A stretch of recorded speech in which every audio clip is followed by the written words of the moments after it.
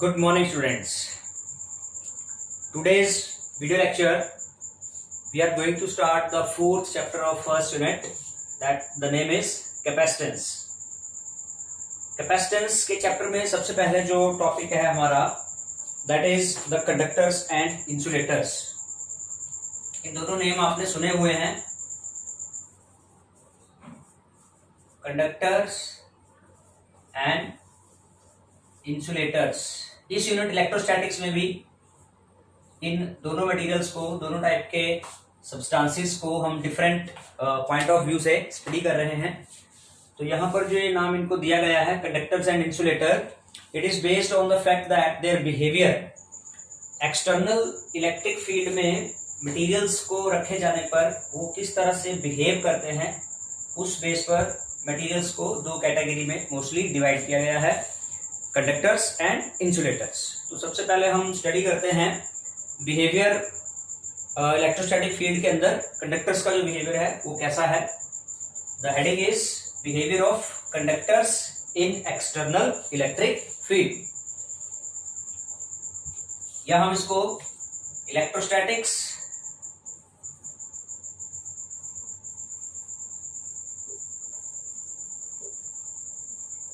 Electrostatics of conductors ये heading भी दे सकते हैं. यानी कि इलेक्ट्रोस्टैटिक फील्ड में कंडक्टर्स कैसा बिहेव शो करते हैं, कुछ पॉइंट्स हैं इसके बारे में. So when placed in electrostatic field the conductors show the following properties. One by one उन प्रॉपर्टीज की हम बात करेंगे. तो इसमें सबसे फर्स्ट जो प्रॉपर्टी कंडक्टर्स की है that is inside a conductor electric field is zero. The point is inside a conductor electric field is zero. तो इस पॉइंट को हम थोड़ा अंडरस्टैंड करेंगे कि कैसे एक कंडक्टर के अंदर इलेक्ट्रिक फील्ड जीरो हो जाती है. इसको अंडरस्टैंड करने के लिए हम कंसिडर करते हैं let a conductor here is placed in the uniform electric field. ये यूनिफॉर्म इलेक्ट्रिक फील्ड का सोर्स है विद पॉजिटिव नेगेटिव चार्जेस. इसका मतलब जो डायरेक्शन है इलेक्ट्रिक फील्ड का यहाँ पर from this positive plate toward the negative plate, ये डायरेक्शन होगा इलेक्ट्रिक फील्ड का.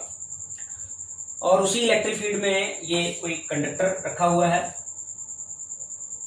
तो कंडक्टर के अंदर एज अ न्यूट्रल बॉडी जो इसका पॉजिटिव चार्ज है वो इस पॉजिटिव चार्ज से रिपेल होके, या ये कहें कि पॉजिटिव चार्ज इलेक्ट्रिक फील्ड की डायरेक्शन में फोर्स एक्सपीरियंस करता है, that positive charge gets accumulated at this one.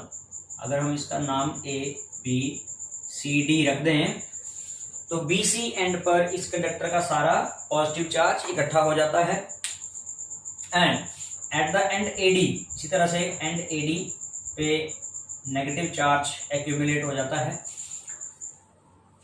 तो बाहर जिस तरह से एक एक्सटर्नल इलेक्ट्रिक फील्ड जो कि पहले से ही अप्लाई की गई है, और एक इस कंडक्टर के अंदर इस चार्ज के इकट्ठे हो जाने की वजह से एक इंड्यूस्ड इलेक्ट्रिक फील्ड इकट्ठी हो जाती है IND. E इंड्यूस्ड किसको रिप्रेजेंट कर रही है? इंड्यूस्ड इलेक्ट्रिक फील्ड को रिप्रेजेंट कर रही है. ठीक है बच्चे. और ये जो E एक्सटर्नल है ये एक्सटर्नल इलेक्ट्रिक फील्ड को रिप्रेजेंट कर रही है. ओके. ये प्रोसेस जो चार्जेस के मूवमेंट का है तब तक चलता रहता है जब तक कि अंदर की इंड्यूस्ड इलेक्ट्रिक फील्ड इस बाहर वाली एक्सटर्नल इलेक्ट्रिक फील्ड के बराबर नहीं हो जाती. और जिस समय ये दोनों इलेक्ट्रिक फील्ड्स इक्वल हो जाएंगी, it means net electric field की अगर हम बात करें उसको E से रिप्रेजेंट किया जाए तो वो कितनी होगी? E external minus E induced. तो क्योंकि ये दोनों ही electric field equal and opposite हैं, डायरेक्शन में अपोजिट है इंड्यूस्ड इलेक्ट्रिक फील्ड एक्सटर्नल वाली से, और मैग्नीट्यूड में बराबर है. So the net electric field, उसका जो मैग्नीट्यूड है वो कितना हो जाएगा, 0। तो यही पॉइंट हमारा ऊपर हेडिंग है प्रॉपर्टी कंडक्टर की, that inside a conductor electric field is 0. So in this way it is proved here.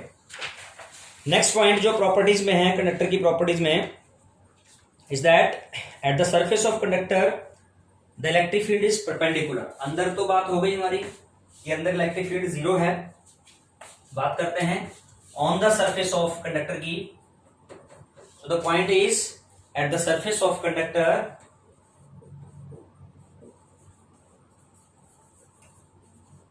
at the surface of conductor the net electric field is perpendicular to the surface of conductor, ये कहना चाह रहा है। ठीक है बेटा, कि property है तो इस बात को, इस प्रॉपर्टी को, कंडक्टर के इस बिहेवियर को कैसे हम अंडरस्टैंड करेंगे।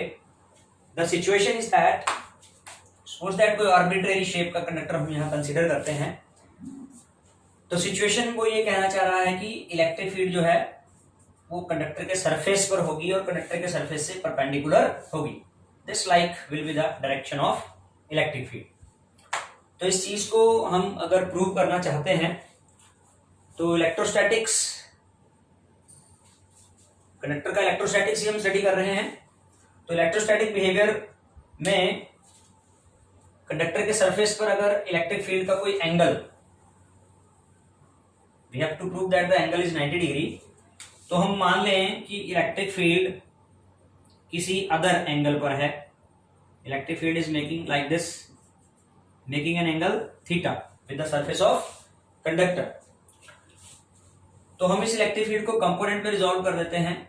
ये हॉरिजॉन्टल कंपोनेंट हो गया along the surface, that is E cos theta, and this one is the E sine theta.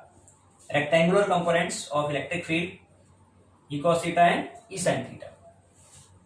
अब जो सरफेस के अलोंग कंपोनेंट आ रहा है, कंडक्टर के सरफेस के अलोंग, वो इंडिकेट करता है कि कंडक्टर के सरफेस के अलोंग चार्ज का फ्लो हो रहा है। ठीक है, this component which is tangential component along the surface of the conductor, indicating that charge is flowing along the surface of conductor.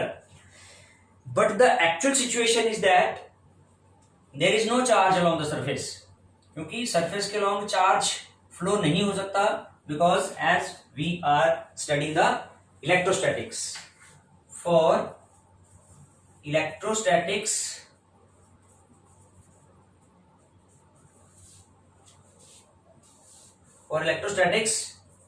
there could be no flow of charge along the surface of conductor. अगर हम electrostatic behaviour को study कर रहे हैं conductor के, तो surface के अलावा कोई चार्ज का फ्लो नहीं होगा। इट मीन्स इस तरह का कोई भी टेंजेंशियल कंपोनेंट एग्जिस्ट नहीं करेगा। टेंजेंशियल कंपोनेंट एग्जिस्ट नहीं करने का मतलब हो गया ई कॉस थीटा नाम का कोई भी कंपोनेंट कितना होगा, 0 के बराबर होगा। दो टर्म्स का प्रोडक्ट 0 है, जिसमें से एक टर्म 0 नहीं है, as E not equal to 0। E 0 नहीं है तो इसका मतलब क्या होगा, कॉस थीटा ही 0 के बराबर होगा। और कॉस थीटा 0 कब होगा, जब थीटा 90 डिग्री होगा। तो थीटा एंगल हमने स्टार्टिंग में ही इस बात को प्रूव करने के लिए लिया था कि थीटा इलेक्ट्रिक फील्ड का कंडक्टर के सरफेस के साथ बनाया हुआ एंगल है, और वो एंगल कितना आ रहा है, 90 degree. So from this it is proved that at the surface of conductor the net electric field is perpendicular. ठीक है, तो जो एंगल हमने थीटा कंसीडर किया था वो 90 डिग्री आता है, प्रूव करता है इस बात को। नेक्स्ट प्रॉपर्टी की हम बात करें तो वो है net charge in the interior of the conductor is 0। Third property,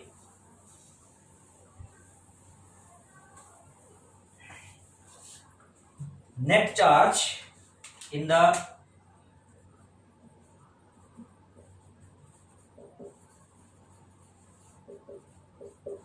in the interior of conductor is 0।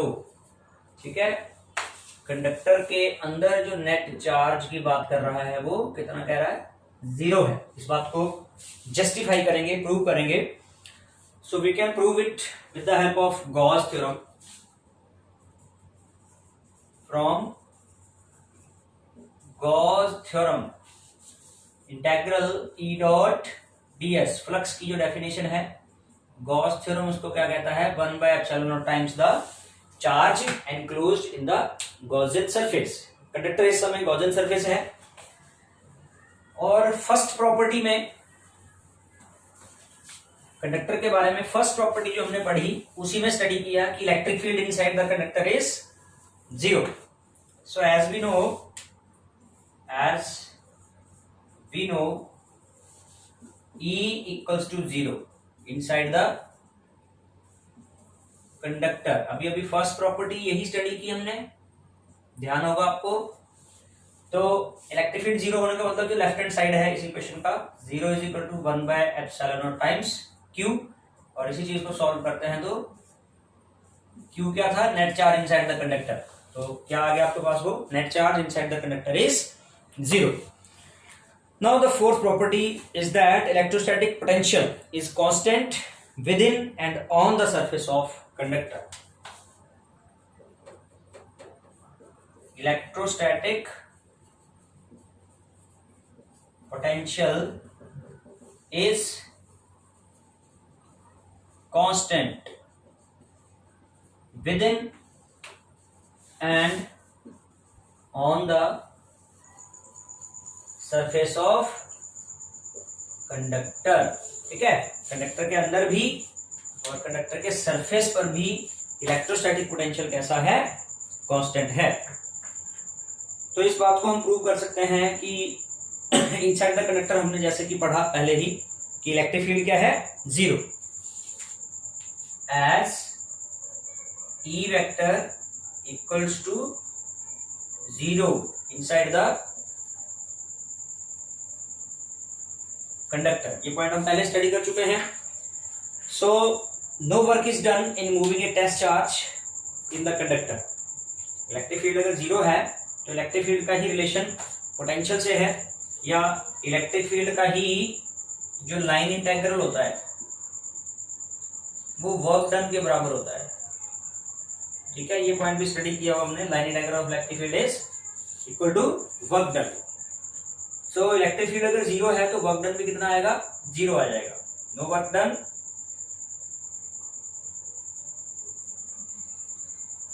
No work done in moving the charge inside the conductor और on the surface of the conductor, दोनों situation के लिए use हो जाएगा ये।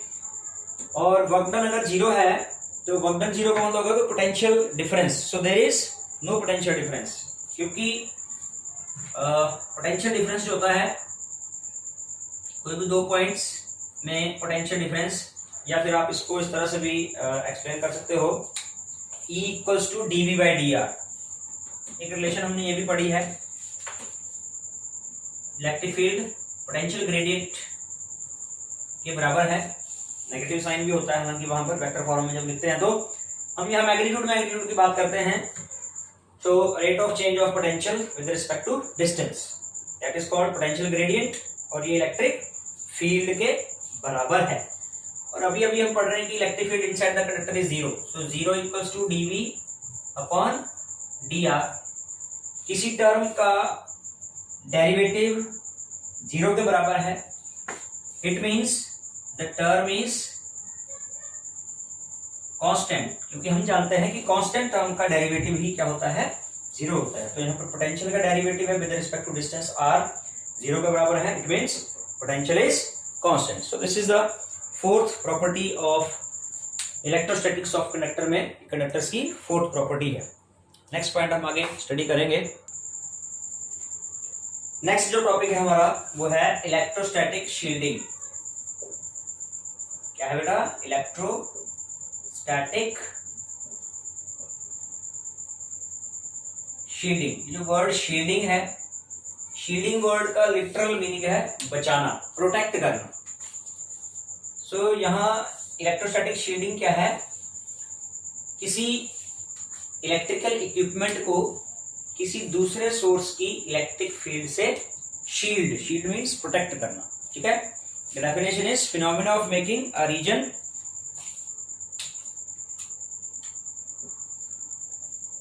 phenomena of making a region free from the effect of external electric field, making a region free from the effect of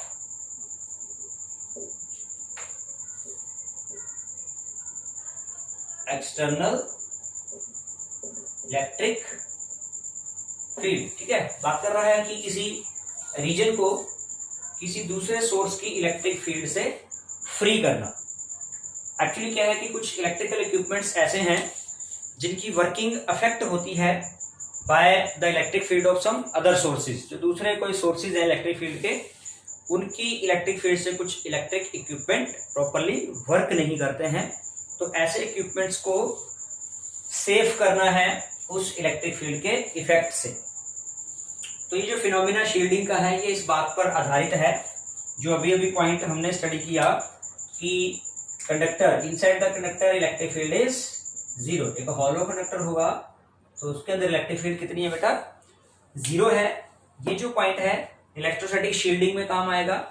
it means उस electric component को अगर हम एक हॉलो कंडक्टर के अंदर प्लेस कर देंगे तो बाहर जो भी इलेक्ट्रिक फील्ड होगी it will only flow along the surface. ये सिर्फ सरफेस के अलोंग ही फ्लो करती हुई कहीं ना कहीं जा सकती है, अंदर उस इलेक्ट्रिक फील्ड का कोई इफेक्टर नहीं होगा। तो ये जो इलेक्ट्रिक इक्विपमेंट है ये क्या हो गया? शील्ड हो जाता है, ठीक है, प्रोटेक्ट हो जाता है। So this is the phenomena of electrostatic shielding. Next topic हमारा है इलेक्ट्रिकल कैपेसिटेंस। इलेक्ट्रिकल कैपेसिटेंस जो चैप्टर का नेम है,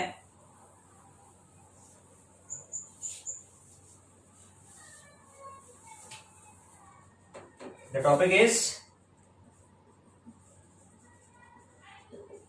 इलेक्ट्रिकल कैपेसिटेंस। क्लियर? तो कैपेसिटेंस वर्ड का लिटरल मीनिंग है capacity to hold the charge by a conductor. एक conductor कितना चार्ज होल्ड कर सकता है, उस कैपेसिटी को नाम दिया गया है इलेक्ट्रिकल कैपेसिटेंस। एक्चुअल सिचुएशन क्या ऑब्जर्व की गई? ये एक प्रैक्टिकल ऑब्जर्वेशन है। किसी कंडक्टर को जितना चार्ज प्रोवाइड करते जाते हैं उतना उसका पोटेंशियल बढ़ता जाता है। सो इस प्रैक्टिकल ऑब्जर्वेशन को स्टेटमेंट की फॉर्म में लिखा जाए, so the charge is directly proportional to potential V। ऐसी एक रिलेशन दोनों फिजिकल क्वांटिटीज में आ जाती है, चार्ज में और पोटेंशियल में। Q directly proportional to V।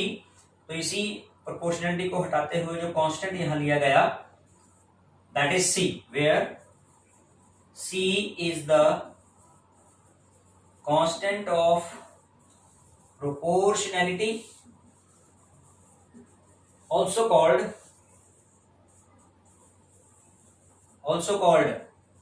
capacitance of the conductor।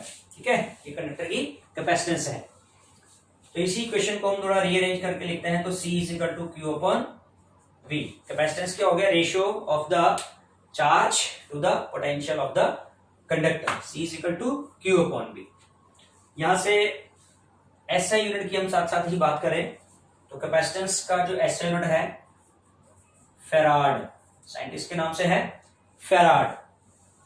इधर वाली क्वांटिटीज की यूनिट की बात करें तो चार्ज है ऊपर जिसका SI यूनिट है कूलम, और पोटेंशियल का SI यूनिट है volt. It means 1 farad will be equal to 1 coulomb divide by 1 volt. So what would be the definition of 1 farad? 1 farad किसी कंडक्टर की कैपेसिटेंस होगी जिस कंडक्टर को अगर 1 कूलम्ब चार्ज दिया जाए तो वो उसके पोटेंशियल को 1 वोल्ट से इंक्रीज कर दे। The definition will be 1 farad will be the capacitance of a conductor whose potential raises by 1 volt. इसका पोटेंशियल 1 वोल्ट बढ़ जाता है when it is provided with the charge of 1 coulomb. Conductor को 1 coulomb charge देने पर अगर उसकी potential 1 volt बढ़ती है तो it means the capacitance of the conductor is 1 farad. This is the definition of farad. Now the next topic we are going to study is capacitance of an isolated. Isolated का होता है अकेला, spherical conductor, conductor कहें या capacitor कहें। So we have an isolated spherical capacitor, ये सामने जो बनाया हुआ है, of radius capital R with its centre as O. तो इस आर रेडियस के स्फेरिकल कंडक्टर की कैपेसिटेंस हमें फाइंड करनी है। कैपेसिटेंस को फाइंड करने के लिए जैसा कि हम पढ़ चुके हैं formula C is equal to Q upon V, ठीक है, अभी अभी पढ़ा हमने ये। तो it means we need the value of potential.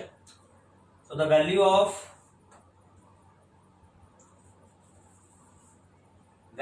of potential of charge Q, जो इस पूरे सरफेस पर Q चार्ज का डिस्ट्रीब्यूटेड है, value of potential of charge Q at any point on the surface of conductor. Conductor जो कि capital R radius का है, तो इस कंडक्टर के किसी भी सरफेस के किसी पॉइंट पर जो पोटेंशियल की वैल्यू होगी उसके लिए सारे का सारा चार्ज इसके सेंटर पर कंसंट्रेटेड सपोज होगा, और यहां से जो दूरी होगी उस पॉइंट की, जिस पॉइंट पर हमने पोटेंशियल फाइंड करना है, वो यही रेडियस हो जाएगा। सो पोटेंशियल की वैल्यू कितनी आ जाएगी 1/4πε0, जितना ये टोटल चार्ज है Q upon the distance r, ठीक है। This is the potential due to the whole charge on the surface of conductor. So using this value,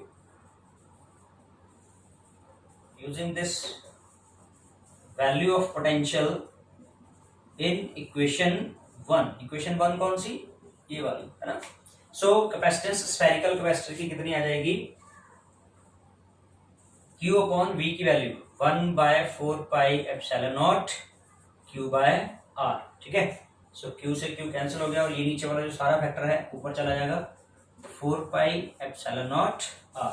C equals to 4πε0 r। This is the expression for capacitance of an isolated spherical capacitor. हम इसी formula का use करते हुए capacitance of earth find out करेंगे।